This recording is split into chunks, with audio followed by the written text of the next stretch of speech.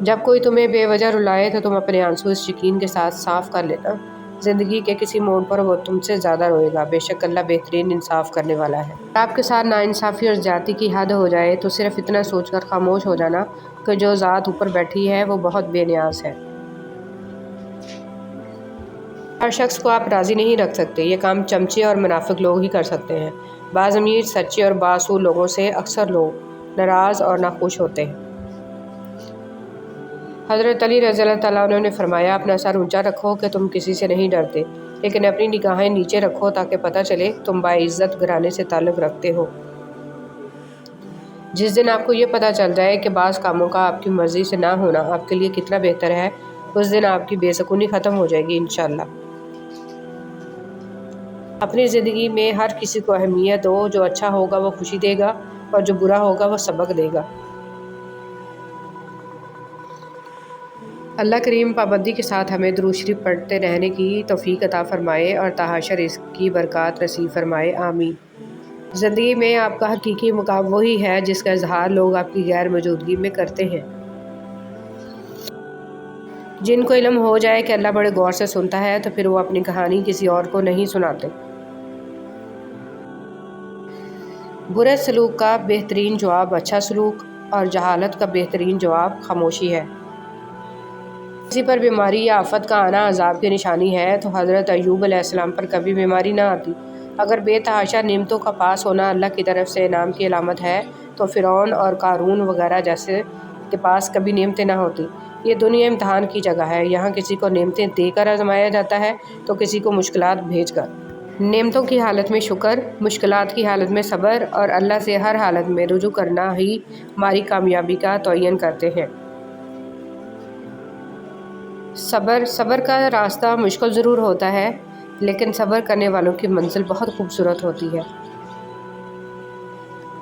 تلخ حقیقت ذرا سوچئے، چل یار نماز پڑھنے چلتے ہیں، نہیں یار میرے کپڑے گندے ہیں، چل یار باہر کھانا کھانے چلتے ہیں، رک میں کپڑے بدل کر آتا ہوں۔ حقیقت بہترین زندگی جینے کے لیے اس حقیقت کو تسلیم کرنا پڑتا ہے کہ سب کو سب کچھ نہیں مل سکتا۔ صلی اللہ علیہ وسلم نے فرمایا، شیطان نے اللہ تعالیٰ سے کہا، اے رب قسم ہے تیری عزت کی، میں تیرے بندوں کو ہمیشہ گمراہ کرتا رہوں گا جب تک کہ ان کی روحیں ان کے جسموں میں رہیں گی۔ پروردگار عز و جل نے فرمایا، مجھے قسم ہے اپنی عزت اور بزرگی کی اور عفت کی، میرے بندے جب تک مجھ سے بخشش مانگتے رہیں گے میں بھی ہمیشہ ان کو بخشتا رہوں گا۔ رسول صلی اللہ علیہ وسلم نے فرمایا، جب تم میں سے کوئی شخص اس کی طرف دیکھے جسے مال اور جمال میں فضیلت حاصل ہے تو اس کو بھی دیکھے جو اس سے کمتر ہے جس پر خود اسے فضیلت حاصل ہے۔ اچھے ہیں وہ لوگ جو زندگی کی تلخیوں کی وجہ سے خود تلخ نہیں ہوتے، جو ہر وقت مسکراتے اور ہلکے پھلکے انداز میں بات کرتے اور سنتے ہیں۔ یقین جانیے زندگی انہی لوگوں کی وجہ سے خوبصورت۔ سب سے قیمتی سرمایہ ہیں وہ لوگ جو آپ کی غیر موجودگی میں اپنے رب سے آپ کے لیے دعاؤں میں خیر مانگتے ہیں۔ تمام کرنسیاں فیل ہو جائیں گی، صرف محمد صلی اللہ علیہ وسلم کی محبت کا سکہ چلتا رہے گا۔ حضرت علی رضی اللہ تعالیٰ عنہ نے فرمایا، میں جنت کے شوق میں عبادت نہیں کرتا، یہ تجارت ہے، اور نہ ہی جہنم کے خوف سے کرتا ہوں کہ یہ غلامی ہے۔ میں صرف اور صرف اس لیے عبادت کرتا ہوں کہ میرا رب عبادت کے لائق ہے۔ ہر غلطی آپ کو پہلے سے ایک عقل مند اور بہتر انسان بنا دیتی ہے، بشرطے کہ آپ ہر غلطی سے کچھ سیکھیں۔ جملہ بہت چھوٹا ہے لیکن اس کی طاقت بہت زیادہ ہے۔ اللہ کی طرف آ جاؤ اس سے پہلے کہ اللہ تمہیں اپنی طرف بلا لے۔ توبہ کے لیے گناہ گار ہونا ضروری نہیں، یہ ایک مستقل عبادت ہے۔ توبہ غسل کی طرح ہے، جتنی بار کی جائے روح میں پاکیزگی اور نکھار آتا ہے۔ اے اللہ ہم سب کی توبہ قبول فرما، ہمیں نیک اعمال کرنے کی توفیق دے، آمین۔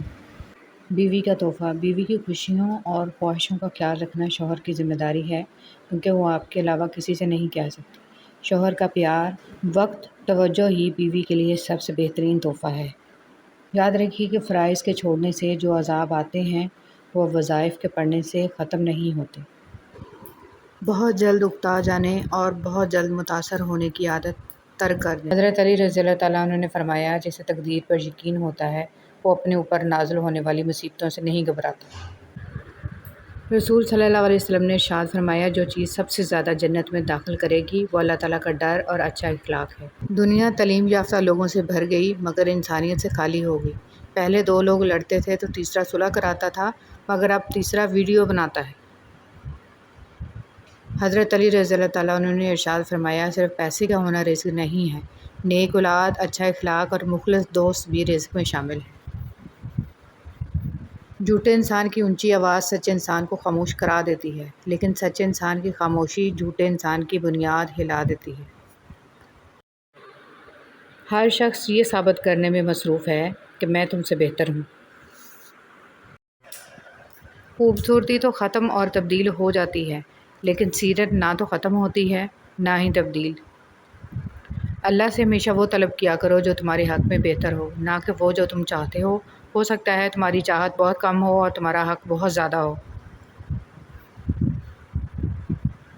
جب تک غلط فہمی کی کینچی کو تالے لگے رہیں گے، رشتوں کے کاغذ محفوظ رہیں گے۔ معیار یہ نہیں کہ آپ کو کتنے لوگ پسند کرتے ہیں، معیار یہ ہے کہ آپ کو کس طرح کے لوگ پسند کرتے ہیں۔ ادھوری باتیں اور ادھورے جملے سن کر اپنی مرضی کی داستانیں تخلیق کرنے والے لوگ ہمیشہ دکھ ہی اٹھاتے ہیں۔ میں نے لوگوں کی بھیڑ میں لوگوں کو لوگوں کے لیے ترستے دیکھا ہے۔ جن لوگوں نے آپ کو دکھ دیے ان کو بھلا دیں، لیکن جو انہوں نے سبق دیے ان کو یاد رکھیں۔ جن کو منزلوں کی فکر ہو وہ لذتیں دے کر رکتے نہیں، اپنا سفر جاری رکھتے ہیں۔ کام نہ کر کے خوبصورت نظر آنا بہت آسان ہوتا ہے،